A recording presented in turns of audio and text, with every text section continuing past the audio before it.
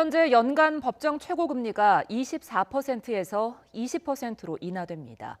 이번 최고금리 인하로 저소득, 저신용 취약계층의 과도한 이자 부담이 덜어질 것으로 보입니다. 박병한 기자입니다. 현재 연 24%로 돼 있는 법정 최고금리가 20%로 4%포인트 인하됩니다. 정부와 여당은 국회에서 당정회의를 열고 이같이 결정했습니다. 저신용 서민들이 많이 이용하시는 대부업의 경우 실제 상환 능력과 관계없이 일괄적으로 법정 최고금리를 적용하고 있기 때문에 최고금리의 인하 없이는 이분들의 부담을 낮출 수 없는 것이 현실입니다.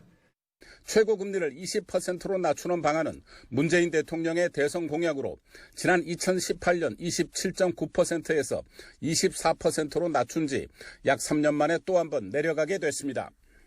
최고금리가 20%로 낮아지면 20%보다 높은 금리로 대출을 이용하던 239만 명 가운데 87% 정도인 208만 명의 이자 부담이 매년 4,830억 원가량 줄어들게 됩니다.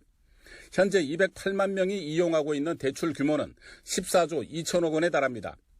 반면 나머지 13%인 31만 6천 명은 대출 만기가 돌아오는 앞으로 3, 4년에 걸쳐 민간 금융 이용이 축소될 가능성이 있습니다. 금융위는 이 가운데 약 3만 9천 명이 대출받은 2,300억 원은 불법 사금융을 이용하게 될 가능성이 있을 것으로 추정했습니다. 최고금리 인하는 시행령 개정을 통해 내년 하반기쯤 시행될 예정입니다. 금융당국은 법정 최고금리 인하에 따른 정책금융 상품의 금리 조정도 함께 추진하기로 했습니다.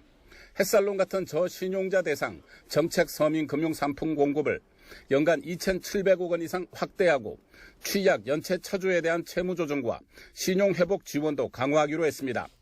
또 저신용 서민을 대상으로 신용대출을 해준 업체에 인센티브를 제공하는 방안도 검토하기로 했습니다.